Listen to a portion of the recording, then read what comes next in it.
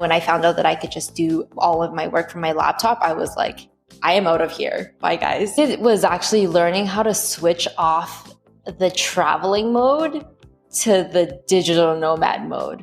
Sometimes I do feel lonely living this life. Those are the steps that really help an online presence as a solopreneur.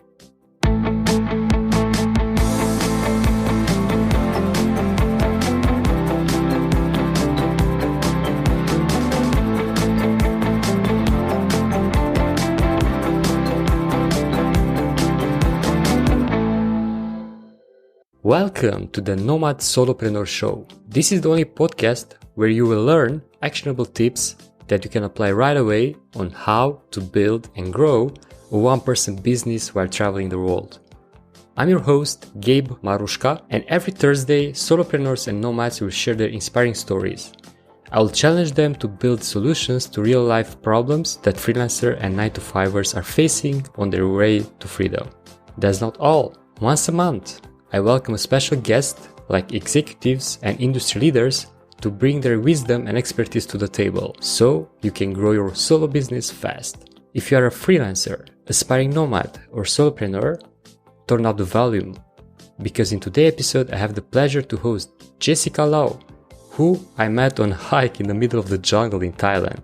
How did she end up being a nomad? After 6 years of slaving away in marketing agencies, Jessica took the leap and started her own business. 2.5 years later, she's living what was once her dream, working as a social media strategist while traveling the world. She's a storyteller, a huge outdoor enthusiast, and a social media champion dedicated to showing brands off authentically to the world. Welcome, Jessica. Thank you. I'm excited to be here. Thank you so much for joining. I'm super excited as well and really looking forward to our discussion. It's unbelievable, right? Going from meeting in the middle of the jungle to having you as a guest in the first ever episode on the Nomad Solopreneur Show feels unreal. I'm pretty sure I was barefoot walking around on all the bugs and everything. That was a first for me as well. It was a great experience and we bonded over the hiking, which we both love. Yeah, exactly. And I'm super excited to hear from you why you took this journey of digital nomadism and why Thailand. I'll kind of explain why Thailand first. It actually wasn't supposed to be Thailand at all. It was supposed to be Vietnam, Da Nang specifically. But it just so happened that the flight that I got from back home in Canada landed in Bangkok first. So I was like, heck, why not? I've been to Thailand before, but I haven't been to Chiang Mai and some other areas. So I just took that opportunity because I didn't really have a schedule or anything to explore Thailand a bit. And like a month and a half later, I'm still here in Chiang Mai. It's great. And there's such a great community here that I decided to stay. But in terms of my journey and why I wanted to start the digital nomad lifestyle is I didn't really expect it to turn out this way, actually. The first thing that I wanted to do was just work for myself. That was the big thing. I was sick of living 9 to 5, living someone else's schedule and working for someone building their own thing. So the whole time, the years that I was working, I was like, man, what can I do for myself? And I had so many ideas. Like I wanted to make cookies and sell those, or like the online shop and doing all those like make money quick type of things. And this didn't happen until about 2.5 years ago, where I decided I was like, hey, I had enough experience doing marketing stuff in agencies and everything. Why don't I do this service, but for myself and build my own company? So that's kind of what led to the freelancing part of it. And I just always loved traveling. So that kind of just went hand in hand. When I found out that I could just do all of my work from my laptop, I was like, I am out of here. Bye, guys. And here we are today. That's an amazing and inspiring story. And living 9 to 5 for sure wasn't easy, especially when you put all the things into consideration. For you specifically, what was the most challenging part to leave so-called secure job to embrace this lifestyle? Yeah, definitely.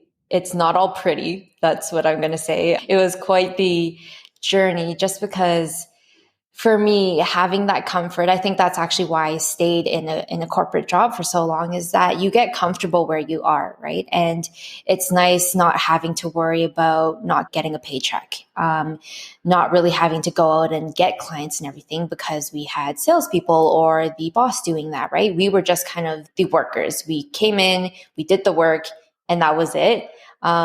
So that comfort and not having to go out and kind of go into that world was probably what kept me in it the most. But the negative part of it, or what made me want to leave really bad, is that I just felt so confined. And over time, I felt like a decrease in passion and in honestly general happiness, that I just had to do something because I knew this wasn't the thing I wanted to do with my life for the rest of my life. I feel like some people see that there's so much more to life than just living that same day over and over again and living for the weekend, which I realized that I was doing, right? Like, I'm looking forward to the weekend because no work, I can go hang out with friends. And like, for me, it was just, I was losing the passion, right? The passion for the work that I was doing. I didn't feel any excitement with the work that I was doing. And that's not to say that there's people working 9 to 5s that don't feel that. There definitely are people who are super passionate working their 9 to 5 and love their work and everything. Just personally for me, that wasn't it. I had a calling to do something more, and that I couldn't find in the 9 to 5. So that's kind of where it steered me. So where I am today. Whoa, what a story. Happy that you bring that up when it comes to the call. What was that call? More than probably the freedom. It was something else that pushed you? Yeah. It took me a little bit to find that out, actually. And after working with a lot of people, I realized I love working with people, right? I love helping them, and I love the feedback that I get personally from when something works. So for me, the calling was really to be able to choose the types of companies and people that I work with versus having them hand it to me and be like, oh, this is the company you're going to work for or you're going to work with, type of thing. So that's kind of where I'm steering my business now, is really to help other women specifically who are interested in freelancing as social media strategists or managers, and having them kind of escape that life that I was trying to for so long, and giving them a framework. So that's kind of that was my bigger calling, is really to help people. And there's this quote from Joe Dispenza that I just posted, actually. And he's like, when you're giving from a place of abundance, when you have knowledge, whether it's knowledge, money, whatever that is, when you're giving from a place of abundance, it doesn't feel like giving. It feels like receiving, because from you giving, the results and the happiness that get kind of transferred back to you is more than enough. It's not because you're receiving something monetary or something in return. It's just the true wanting to help someone else. So that's kind of my bigger calling, is what I'm going to say. I love it. And especially this part, because what I noticed recently, a lot of people are trying to grab something right away. Oh, I have this service or this tool for you, or whatever they are selling, without the thing that you just mentioned, giving. You cannot just ask things without giving. And at some point, of course, you can ask, because we all do it for business as well, to sustain a living lifestyle. But if you don't have a bigger purpose than money, and the way you put it, it's perfect, because that's the thing. You want to do something beyond you to help others, not just yourself. I want to dig a bit deeper into this with you. You mentioned that you're focusing on freelancers that they want to escape that 9 to 5. Yeah, that 9 to 5 journey. And the big reason why I want to target that audience is because I was once there. And the hardest part for me was really making that decision and leaving that 9 to 5 and pursuing something that was completely unknown territory. No one else around me was doing that, because it's not the norm, right? So it's stepping out of what society thinks is normal and doing something that actually fulfills that, whatever that calling is, or fulfills you personally. And like I said, that was the hardest part for me, was actually making the decision. And I didn't have a framework, right? I figured it out myself. And I'm sure at the time there's a lot of people who have also done that, but I didn't have a framework to guide me in terms of what to do, what steps to take, how to set up my business correctly, how to get my first client type of thing. All of that was me almost guessing and using some of the experience that I had gained from my work experience. I worked in marketing agencies. I know the ins and outs of how agencies work and everything. So that really helped me in my own business. And I want to lay that out for other people to do because man, I wish I had a framework when I first started, right? Because that would have gave me so much more confidence in doing what I'm doing. It would have made the process a lot quicker in terms of getting a client and start making money. And for me, that's the biggest part. It's I want to provide value to other people. And I think that by providing value and not necessarily having to charge for that, I think people will actually appreciate that. And that's where the value comes in. And that's where people connect with you more, right? Because you have a story that's relatable. Exactly. And since here at the Nomad Solopreneur Show, we are all about providing value, I want to hear from you. How did you get your first client? And what would be the advice for others in the same situation? Like they want to escape the 9 to 5, but they have no idea because as you mentioned, in an agency or at your work, you have a sales department that is getting clients in and such. So how did you get that one? Yeah. So I had no portfolio when I first started. I had one client that I did social media work with at my last job that I got let go of, but I had no portfolio of my own. So I had to build a brand and an online presence. But those two were the things that would be able to set me apart. And like, even if I didn't have a portfolio, I could send them to my website or I could send them to my social media page that actually shows the type of work that I do. And those two were pretty much my biggest things when I first started to showcase my expertise before reaching out to brands. And I did a pro bono project. I took on a client for free and I did some work for them so that I could use them in my portfolio. And really quickly after that, I had people reaching out to me on LinkedIn, on my own social media to start getting work from me done. But yeah, I wanted to touch on the importance of social presence, online presence as an entrepreneur or as a solopreneur or freelancer. And in today's age, having a strong online presence is such a huge part of credibility and placing yourself as an expert in your niche. And in my opinion, it's one of the best ways to attract new clients. And having a strong online presence, I think to me means being clear and consistent and providing value, like we talked about before. And so I think there was a study on Upwork. This might be for the US only, but I think by 2027, they're stating that freelancers are expected to make up the majority of the US workforce. I think right now it's growing 3 times faster than the regular workforce. So while that's great to see, it means that you have so much more competition, right? So if you're an independent contractor, what sets you apart from someone else, right? If you're a programmer, what's the difference between you and someone else? And to me, that's personal brand and that's your online presence, right? Because whenever I look for something like a new service or something, I'm always going on their website. I'm always searching up their social media.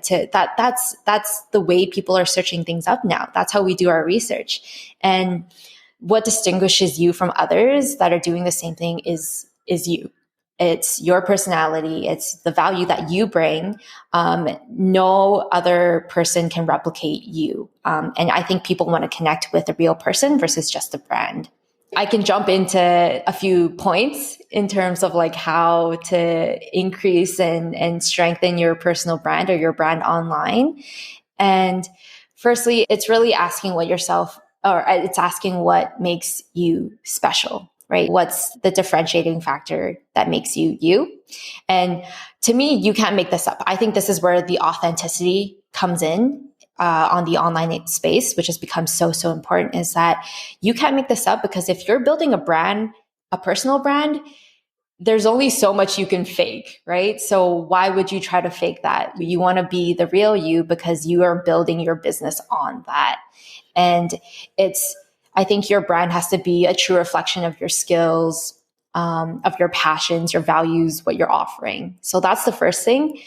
And secondly, it's having an optimized and recognizable online presence with your offer that's very clear. So this could be anything from your website to your social media pages, your messaging, your brand, and your offer should all be consistent across all mediums. So maybe an example is like, say I wanted to sign up for a personal trainer to help me train for Mount Everest, climbing Mount Everest. I'm going to go on their social medias, their website, and I'm going to look at their testimonials. And I would probably pick someone who has everything that's talking about mountaineering and climbing mountains and training for that versus a trainer who's marketing powerlifting for one area or weight loss on one other area and had testimonials for something else, right? So it's having a consistent brand, having your message and your values and your offers consistent is the second thing. And the third thing is I think you have to be making content that adds values. It's either content that adds values or you're providing value in a different way that speaks to your ideal audience. And if you say that everyone is your ideal audience, then no one's going to listen to you. So really, you have to really know who your audience is and providing value to them. This could be different forms of content, blogs, videos, podcasts, emails, social posts, whatever it is that your ideal audience consumes, that's what you need to make more of. And then lastly is consistency. So I think consistency is key for anything that you do. When you're creating content yourself, it can really easily feel overwhelming. I'm sure you also understand that, which is why I think it's important when you first start out to choose maybe 2 or 3 topics that you're an expert in and that you want to focus on, and creating a schedule for writing, for filming, or whatever you have to do for that type of content and sticking to it. So my personal trick and what I use for my clients is batching content. I will batch content 1 month in advance. I'll allow space for things that pop up, but that leaves me the rest of the month to do other work, regardless of if it's social media or not, and to also live this digital nomad lifestyle and to travel and to do things that I really, really am passionate about. So scheduling and batching content has allowed me to, 1, maintain a social presence and increase my brand awareness, but 2, also to live this life. So those are the kind of steps that I think really help an online presence as a solopreneur or freelancer. Whoa, thank you so much. This step-by-step way of building a personal brand definitely helps a lot when you're just starting and you want to put yourself out there. But what caught my eye is your take on how to do this genuinely. Please expand a bit on uniqueness, because that thing is probably the most important one. No wonder you put it on the first place. I think the uniqueness in terms of that comes with our personal story. I think that's a huge part of how people can relate to you. So that also ties back to how important storytelling is, right? And being vulnerable and being okay with sharing your experiences, the good, the bad, the ugly, like all of that. There shouldn't be anything that you want to hide, because that's how people relate to you. And that's, in my opinion, why people would, in the end, buy from you if that's something that you're interested in pursuing. It's because your story is so in line with their story that they're like, wow, if she can do it, I can probably do it too. I think that storytelling portion of it creates the connection, right? It's the relatability, it's being inspirational, and people don't buy products, they buy the story behind it. Or more specifically, they buy the story that runs through their minds when owning that product or signing up for that service or something like that. So if you're able to tell your story, because personally, I don't think anyone's story can be exactly the same as someone else. So that, in my opinion, is your unique differentiating factor. That's the thing, that we all have unique paths, unique stories, and unique experiences, essentially. The only challenge I see here that I heard from others is that I'm bad at storytelling. I don't know how to tell a story. Is there any tip, any framework that someone that is having this challenge can use in order to overcome the challenge of storytelling? I think it's very much thinking about the feelings that you felt during that time and communicating that. Like, I totally understand where you're coming from, because I came from business school where we were writing very formal, and me having to switch that flip to be like, okay, let's talk a little bit more personable, right? Like conversational writing is what I like to call it. That's what pulls people in. So lots of emotions, like the emotions that you were feeling, really touch on the challenges and the objections that your audience might have. So I think being able to pull pieces that are inspirational, but also don't be afraid to touch on the not so pretty stuff. Like, I didn't make money for 2 months at all. So I was struggling with finances. I was doubting the decision that I made, wanting to go back to corporate because I had bills to pay still. But then it's switching that over to what you did to overcome that and what the path ahead looks like, right? I think that's the whole thing about storytelling. It's going from the start. It's kind of like that journey, the hero's journey, where it looks really shitty and everything. And then you find that thing that brings you to the next step. That's the whole storytelling thing. And it's unfortunate because it's just a skill that you have to develop. Writing is hard. It's still really hard for me, but having that framework in terms of just knowing the guiding path to it. It's not all doom and gloom. It's not all, oh my gosh, this is so amazing. It's having a right balance of the negative and the positive to really connect with the person. Thank you so much for explaining that part, because indeed having to write and to write with purpose and using stories to tell the story, it's different, totally different than just writing for the purpose of throwing out content without reason or without a goal. Speaking of goals, what should be the goal when you write a piece of content? How you structure that?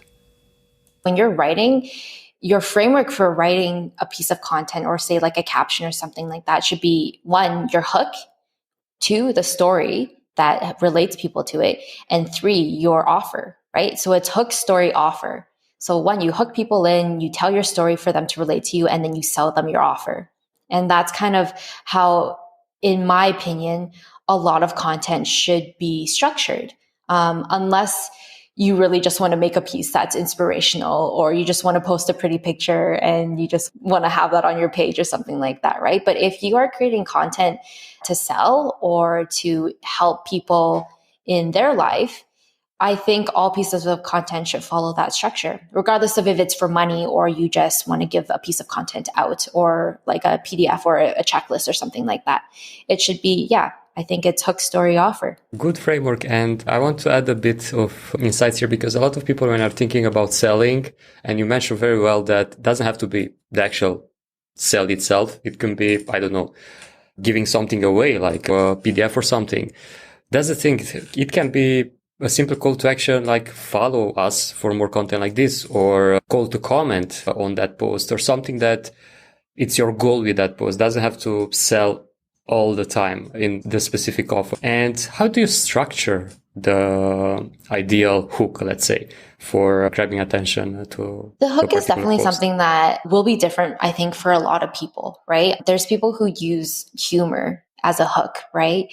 Or they use a very captivating or controversial headline, or something that will kind of engage a lot of people and like make people angry, or if they don't agree, they'll comment or something, right? And that's the goal, is to get engagement on there. Or the last part of a hook is relatability again. So it's part of that story. It's, for lack of a better term, it's like, are you feeling unmotivated and unhappy? Like, that could be a hook, right? Because if people are feeling that, they'll be like, oh, yes, I am. Okay, I'm going to continue watching, right? Everyone knows this. So on social media, you have the attention span of a goldfish. So you have 3 seconds or something to grab someone's attention, and that decides if they're going to watch your content or not. So the hook is probably one of the most important things for your content, because even if you are providing value in the actual bread and butter of your caption or your video, it doesn't matter if your hook is, or if that's good, because if the hook isn't good, they're not going to watch and they won't know, right?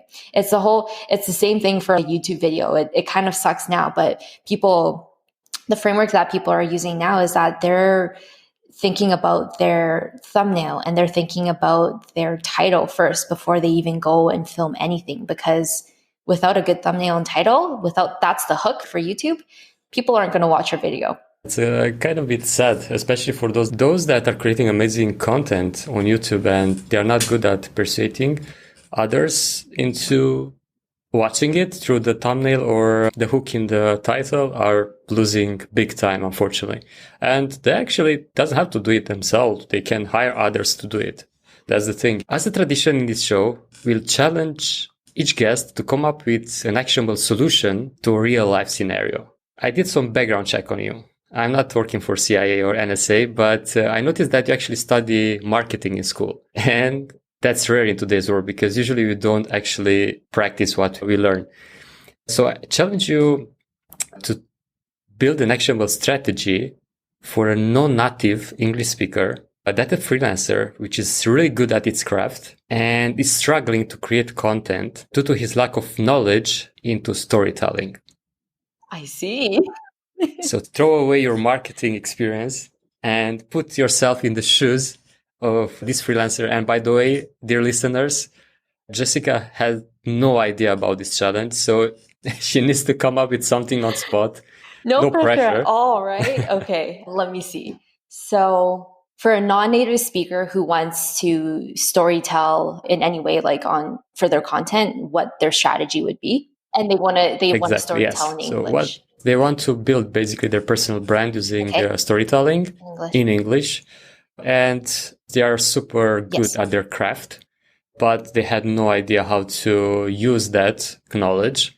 Let's say they can be a developer or a graphic designer or a web designer, a creative skill, but they don't have that copywriting skill, that marketing experience to take this leap, going from freelancer to solopreneur and actually building their personal brand. And what would be the first step to achieve that? To be able to have the confidence to go on that path, to express themselves, to show their expertise, to provide value to others through social media. Yeah, I think honestly, this isn't going to be some revolutionary thing, but it's honestly to just start, because I think we were all there at one point and there's no way to get confident in something if you don't do it.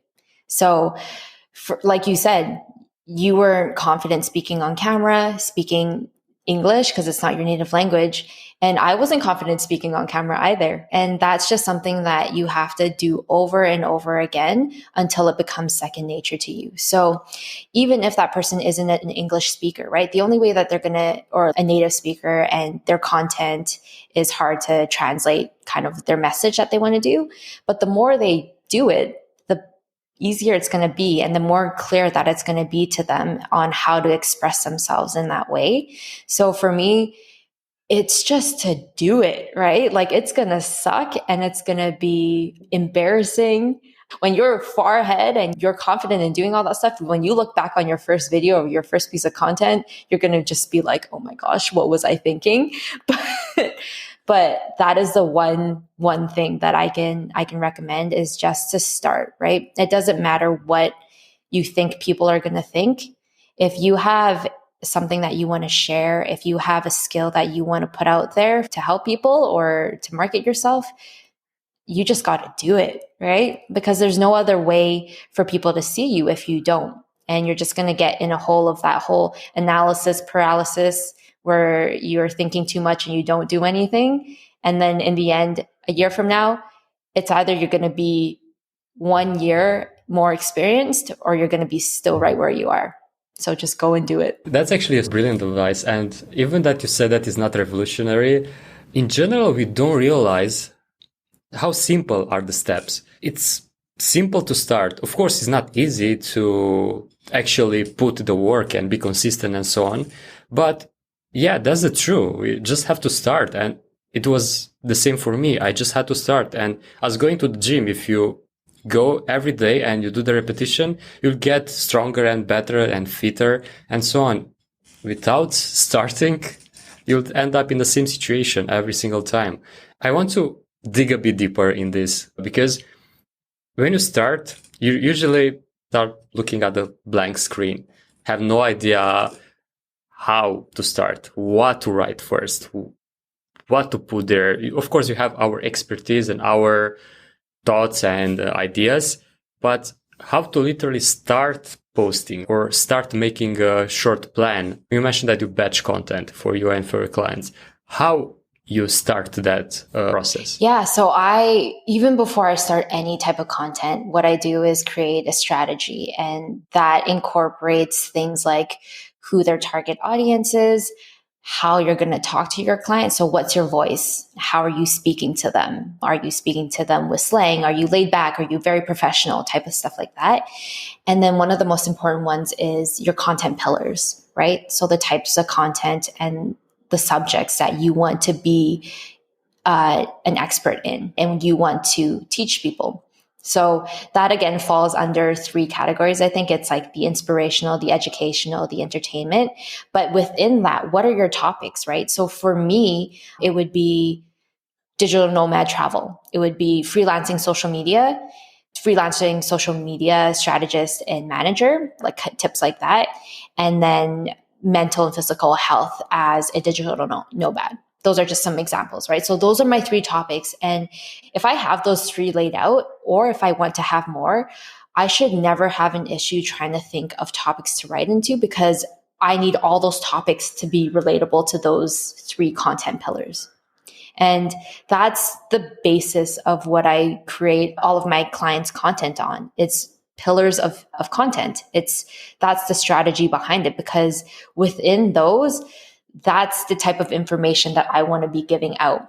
And I'm not going to, for me personally, it's like, I'm not going to go in and create a post or a video that's based on fashion, right? That has nothing to do with what I'm trying to post. But in terms of having the content pillars there, I know that I need to find topics that relate to those.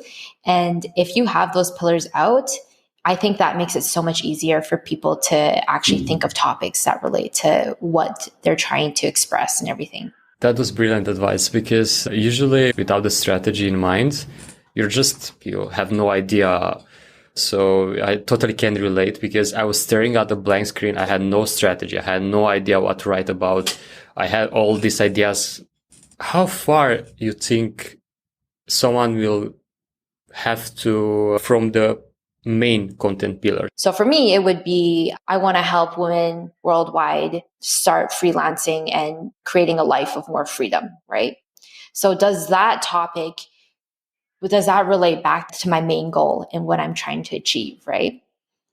And if that answer is a yes or a no, then that's what you know. That's how you know if you should continue on with that topic, right?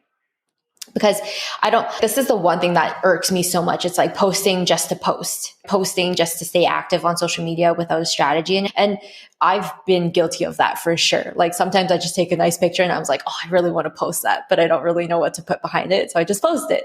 And there's nothing wrong with that. But for sure, the majority of your posts should have a relatability and should contribute to your overall message. And that's the whole point of consistency and having everything aligned on all of your channels and everything. It should be tying back to your main goal. And I'm happy that you bring on the posting part, because as part of this challenge, I want to go again even further, because we want to take everything from you to create from this non-native English speaker freelancer an actual strategy to be able to put themselves into the world. Once they have laid down the strategy, they start creating content and be consistent and so on. What else they should do in order to be able to actually get traction, get followers, be able to grow their account? If there's one thing I would suggest, it's engaging. It's actually talking to people that are interested in your industry or your niche. And it's going on to bigger accounts that you aspire to or that are also related in your topic, and engaging with the people who are in the comments also, or it's leaving your expertise or leaving your 2 cents on a post that they might have made, and actually having real conversations with people online and people that are following you or following other people, right? Because when you interject your expertise, like in that method, if it's a point that irks people or that actually raises interest in people or they agree with your point, a lot of the times people will click into your page. And when they see that you're also providing content that's related to something that they commented on, they're more likely to click that follow button, right? And then you already know that they're a pre-qualified person for your content. They're going to engage with your content because it relates to them. So engaging is one of the biggest things. And I don't mean like a lot of the times when people count engagement in analytics and everything, they say it's like a like or it's a comment, and they don't look at the type of comment. Sometimes people are just leaving emojis or like hearting a comment. I don't count that as engagement. I think that's useless. I call that, lipstick analytics, because they don't mean anything. I mean actually engaging with people and making real conversations and talking to them and having that back and forth conversation in the comment section or in the DMs, right? That's what really creates a community of people that are interested in your topic. That's a good advice, especially because people spend a lot of time in the comments, more than, I don't know, looking at a post or watching a video. And usually the comments are the gold mine of useful information. Like you can see a super spot on post that it's providing value. But when you read the comments, you realize that the information and the value that are in those comments are 10 times more valuable than the post itself. Hopefully our listeners will listen closely to this and start applying, because it's not simply posting won't grow neither an Instagram account and none other social media accounts, because it's called social for a reason. You need to engage, you need to connect with people and to be active, not just posting for the sake of posting. And I'm active. I grow my Instagram account or my LinkedIn or my Twitter by simply posting. It's impossible. And apart from this, do you think that there are any other tips you can add to be able to go a step further and actually, because for example, when it comes to social media, as you mentioned, engagement and so on, a lot of people attribute the number of followers to the actual money they make. But in reality, I think it's quite different, right? It is very different. And that there's a story. I'm trying to think of the girl's name, but I think it was Ari. She was on Instagram. I think she had 2.6 million followers or something like that. And she partnered with a brand to try to sell some clothing, and she failed to sell 252 pieces, which is what she needed to hit production, right? So from 2.6 million people, she wasn't able to sell 200 pieces of clothing. So to me, if that's not sign enough that the number of followers that you have has nothing to do with revenue. It's if you don't have a clear brand, if your brand didn't match what you're selling, and it comes off as inauthentic, no one's gonna buy from you, right? So for me personally, the number of followers, it has the potential to bring in new clients, but a lot of them aren't a good fit. So number of followers is another one of those metrics that I'm a little wary about. So in terms of steps, I know like you were asking about what are some like actionable steps for the listeners to take on apart from all the other stuff, is that don't do anything without a strategy first. I think that's your main thing, is to create that strategy and have those content pillars before you even start thinking about making content. And don't focus on the lipstick metrics. That's the thing. So yeah, you can look at metrics, of course, and look at what type of content is performing well. But say if one post isn't performing well, it's okay. Move on to the next one, create the next one, because that's the only way you learn. You create and you learn what works and what doesn't. True. And another thing that I tested and I noticed it worked, posts that didn't perform, I simply changed the hook and leave the post the same. And it performed after that, because as you really well mentioned earlier, the hook, it makes or break any type of content. Is grabbing the attention or not, and it's that easy. This is a brilliant way to actually put yourself out there as a freelancer. So thank you so much for sharing and to taking the challenge. I don't know if I performed that well. To this level. You did very well. Thank you so much. I think this is super valuable, and if applied, because if you listen to this and you don't apply, you just lose some time. But I am sure that you guys listening will apply this and grab the value from it. I want to bring back a bit the discussion to the digital nomad thing, because I know that you're at the beginning, and for someone that just started this journey, I'm sure you have a lot of challenges that you come across. And what was the biggest challenge so far? Yeah, like you said, I'm still quite new at the actual nomad life. It seems a bit more experienced for me, but I think it was actually learning how to switch off the traveling mode to the digital nomad mode. So for me, traveling, it's like, it's go, go, go. You're doing something every day versus digital nomad. It's like, you're still working. You still have things to do, but you're kind of interjecting pieces of travel and like experiences here and there. And for me, it was realizing that I'm not traveling anymore and that I have more time to do all those experiences while also working. And at the beginning, like I was out every day doing something different because I wanted to meet people. I wanted to get to know the city, but it turned into me not getting my work done because I just had no time to sit down and work. So I think that was the biggest challenge for me, was telling myself to slow down a bit and to realize that I am going to be here for a little bit longer and I don't have to get all my traveling done all at once. And I think that's the secret to actually slow travel, right? To not rush yourself into the next destination and just stay for 1 week, because you won't be able to both experience that country or region and actually do your work. And how do you manage to do this? How you balance things to ground yourself and to actually do the work that you have to do, and at the same time be able to explore the city or explore the surroundings? I think this has to tie back to just having discipline.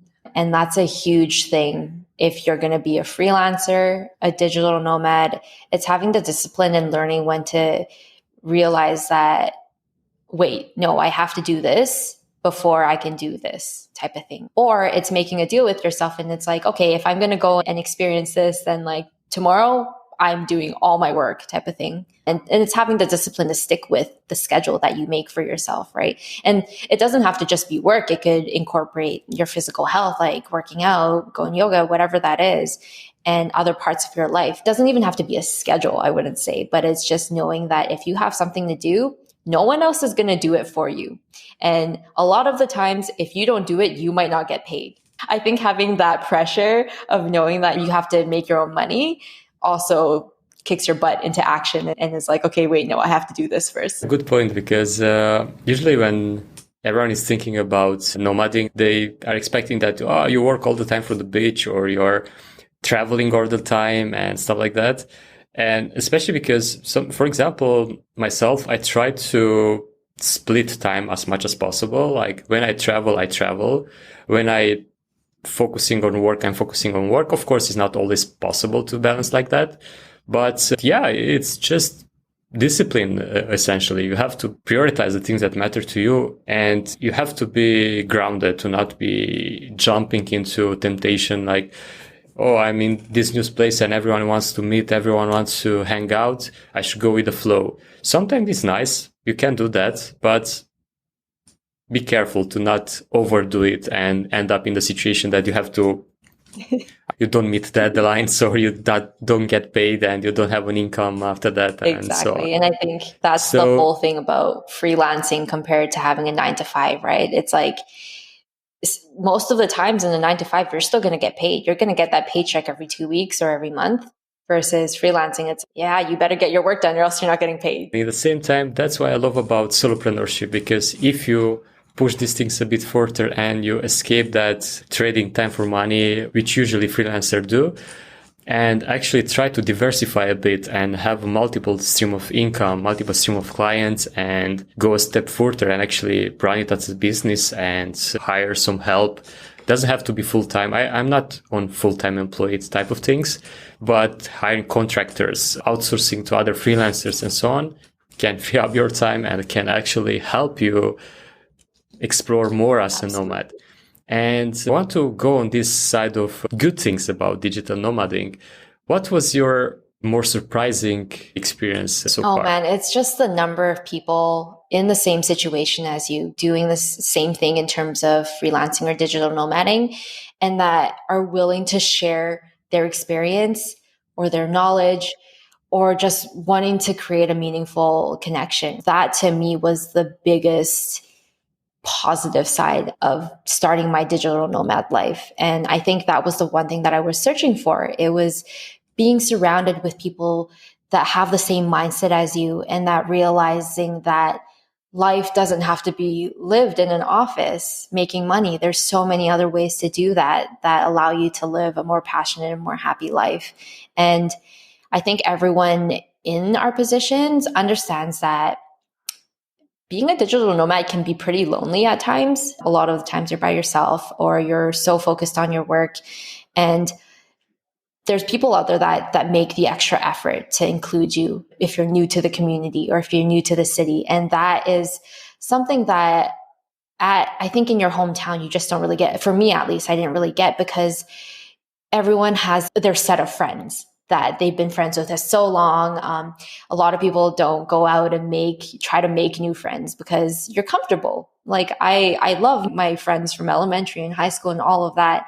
And going out and being sociable with a complete stranger is very uncomfortable. Whereas being in a digital nomad city or being in a new city, it's the thing to do. You go out and you meet people because you don't know anyone else. And that was probably the most surprising and kind of the best flip side of digital nomad life for me. That sounds very familiar, because even myself traveling with my partner, still sometimes we feel isolated and just by ourselves. But arriving in a community hub like Chiang Mai or Bali and so on, and where, as you mentioned, everyone is like-minded, everyone wants to help and they want to integrate you right away. It doesn't matter that you're new to the community or the co-working space. I remember I was at this wine tasting event and we were a group already. So we were a group already there. And it was this guy that was sitting alone next to us, and he simply jumped in and we became friends and so on. It's so simple in this type of situation. Even if you're an introvert, people help you integrate easy. It's part of their way of seeing things.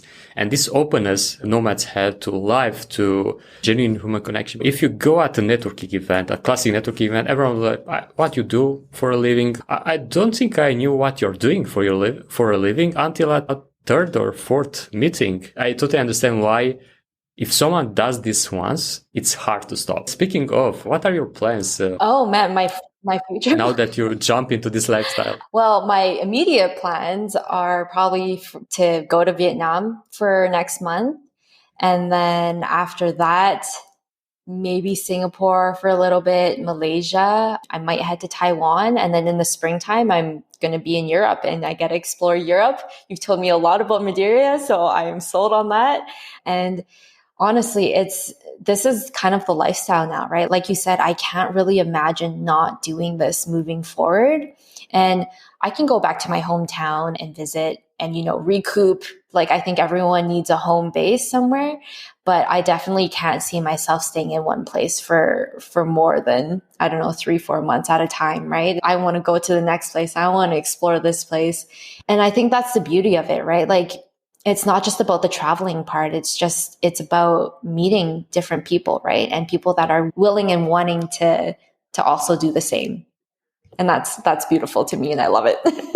Happy to hear that, because there are some powerful things here in the nomad community, and to find that connection. Whereas even though sometimes I do feel lonely living this life, like I always know that there's that community, that digital nomad community, where something is always going on and I can always reach out to someone in there to hang out or something like that if I'm feeling down or something. And I think that's the really powerful part of it. Back in university, networking was a huge thing for us. But in the digital nomad community, I didn't know what you did until our third meeting, like you said. It's about making those meaningful connections. And there's this, I think it's Mark Granovetter. He's a Stanford professor. And he came up with the theory of weak ties. If we pull in Dunbar's rule, which is you can only maintain 150 connections at once, that's how many he believes how many people you can have in your life, acquaintances on average. And Mark Granovetter says that the biggest opportunities come from your weakest ties. So the people that are new in your acquaintances or new people that you make, because those are the people that you don't know what they do. You don't know their connections, right? But what do? We always hang out with people who are closest to us. We know everything about them. We know how they think. We know all of their connections, right? So for me, I think the key is to constantly be strengthening those weak ties or constantly adding people in and kicking people out. And I think that's where enormous opportunity comes from, right? And I think that's huge for not just opportunities for work. You can meet your significant other. You can meet a business partner, like anything, right?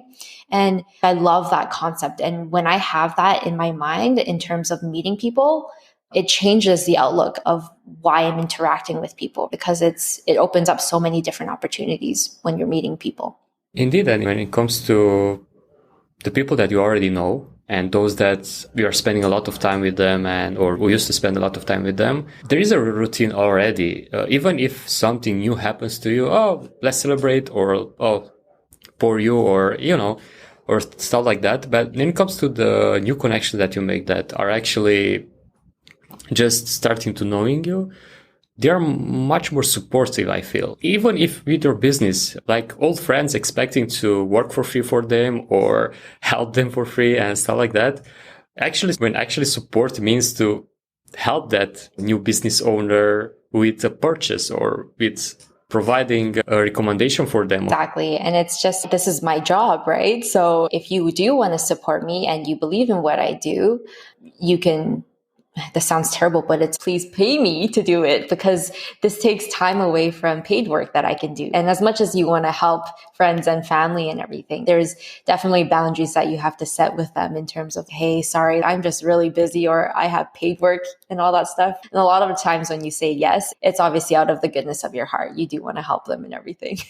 But I totally understand that. There's that expectation from friends and family or people that you do know to get stuff for free, pro bono. And speaking of doing work for free, because you mentioned that your first client was a free project, and you can always do free work, but avoiding going too far, like doing for exposure and stuff like that. When someone is promising you, if you work for free for me, I will give you massive exposure. And actually, Chris Doe from the Future, that's Future without E, he's putting this very well in one of his posts on Instagram. He's asking what kind of exposure can you basically provide that is measurable and in what timeline? And the answer is something like, oh, I don't know, maybe put you in front of 400,000 on 30 days or something. And you can answer, great. So we'll promote us on your channel for 30 days. Let's say that it's valued at $500. When we reach that with your exposure, we refund to you $500. Is that a deal? Wholly agree on that. And I am very much a proponent of knowing your worth. And of course, when I first started out, that was the only thing I thought of, right? I was like, oh, okay, I'll do something for free so that they'll work with me. Not knowing, when I think back on it, and if I could suggest to people actually moving forward, is think about some other professions, a doctor, or even someone new coming into a marketing position, right? It's not, even if you're a new agency, you don't be like, oh, I'll do free work for you. If a doctor came to you and was like, here, I'll operate on you for free, if they were in the private sector or something, how would you feel, right? When people start working at a new job, they don't announce to people that they are new, right? They just be like, here, this is what I do. This is my expertise. This is my rate. And your rate should be reflective of your experience, right? So of course, if I'm starting out new, my rates aren't going to be the same as someone who's been doing it for 5 years, right? And when I started out and when I had that free client, I had a deal with them that I would do 2 months for free. And if they were happy with the results, then I would switch them over to a monthly contract. And I did 2 months because social media, when you first start out, the first month is setting stuff up, right? Setting stuff up, getting ready, and then you have 1 month of posting. So if they were happy with the work that I was doing, then they would be a paid client after that, right?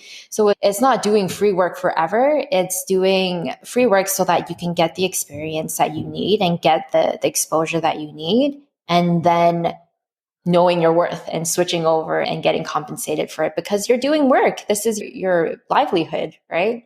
So that's the method that I do recommend if you do want to do free work is have an agreement with them where it switches over to a paid contract after that. Or off the bat, if your branding and your systems are all set up and good, you can go off and just start charging people. It can start off little, and then as you get more experience, you increase your rates. That's probably the way to do it. And that's probably what I suggest. Very good advice. And it's funny that you bring that up with doctor example, because not only when someone asks to work for free, but someone asks, oh, can you do just that? Because it'll take you just 10 minutes call that scope. Of your time. You don't go to... Exactly. And you don't go to a doctor to say, oh, can you make another cut when you do the knee surgery to, I don't know, to fix my femur as well? Because it will just take you 10 seconds, or you don't do that. So let's treat freelancer and service providers in general with respect, because they are doing hard work and you pay for their expertise, their time, and the fast knowledge they bring in, not to mention all the expensive tools they use. So yeah, asking for free work, it's not cool. Yeah, I totally agree. This was great. Thank you so much, Jess, for taking the time to provide so much value to our listeners. And please tell me, how can a listener learn more about you and your work? Where they can find you? Yeah, you can find me at It's Jess Lau on Instagram, on YouTube. My website for social media management and strategy is morisocialmedia.com. And you can also find me on Instagram at morisocialmedia. That's awesome. And don't worry, guys, you don't have to memorize this. I'll put them in the show notes. So look out for that. And since we are all about helping and providing value, before wrapping up, I have another challenge for our listener this time. But you'll have to create the challenge for them. It should not take more than 1 day to complete. And it will make our listeners' social media accounts improve exponentially if complete successfully. I love it. What they should do in 1 day. I want you guys to, and you too, Gabe, to go and interact with 5 accounts. I want you to leave a meaningful comment that is an open-ended question or that someone can reply to on, it could be 5 accounts or it could be 1 account and multiple posts. And leave your kind of expertise or leave your 2 cents on a post that they made and try to start a conversation with people in the comment section. Love it. And thanks for including me as well, because I definitely want to do this. And since I already started doing it this week, like I was super active on LinkedIn, I can definitely confirm, guys, that it works. It definitely works because my account on LinkedIn exploded after I started doing this. If you want to grow your social media, doesn't matter if it's Instagram, LinkedIn, Twitter, engagement, it's the way to go. And thanks so much for the challenge. I'm looking forward to hear from our listener the results they get applying these tips that you brought up today and the results they came out after the challenge. Thanks you so much, Jess, again, for taking the time to jump and provide so much value. I'm sure that everyone that applies these strategies and the tips that you brought in, they will grow their social media accounts without a doubt. It was my pleasure. It was so much fun doing this. Thank you so much for having me on. And I do want to know the results. My pleasure. Thanks for listening, everybody. Make sure to check the show notes page for this episode at thenomadsolopreneur.show. That's thenomadsolopreneur.show, where you will find direct links to the tools and resources mentioned in this episode and much more. I hope you enjoy listening to this as much as we enjoy recording it. If you find it useful, make sure to share it with your peers and subscribe to your favorite podcast station to not miss when we drop the next episode. We have lots of exciting guests and surprises for you coming up. This is your host, Gabe Marushka with the Nomad Solopreneur Show. Until next week, Pura Vida!